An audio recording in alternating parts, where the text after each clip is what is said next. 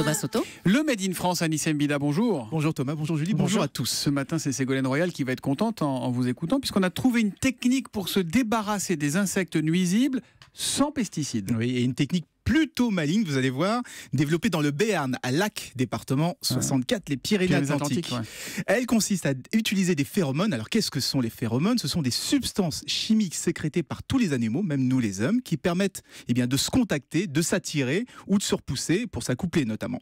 M2I Life Science, le nom de la société, a réussi à reproduire ces substances en laboratoire, dans ce laboratoire de Lac, et ça lui permet soit de faire fuir les insectes nuisibles, soit de les attirer dans un piège. Et du coup, plus besoin d'utiliser des poisons chimiques qui polluent nos nappes phréatiques. Et c'est utilisé sur quel type d'insectes, Anissé?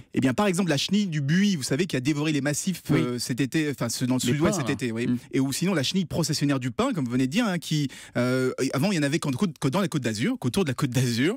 Et depuis, avec le réchauffement climatique, on en trouve maintenant jusqu'à Paris. Et c'est devenu un problème à la fois écologique et sanitaire. Écologique parce qu'elle a déjà ravagé plus de 20% du pin français.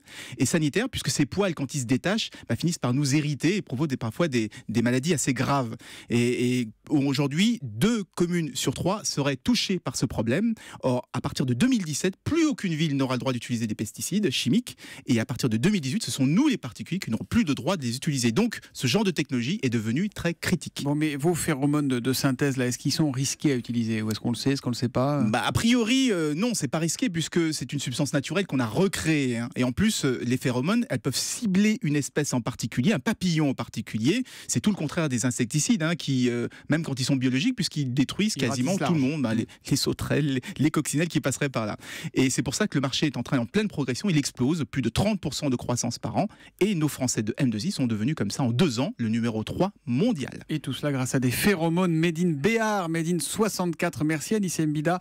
On se retrouve demain matin après le journal de 6h30. À demain. À demain.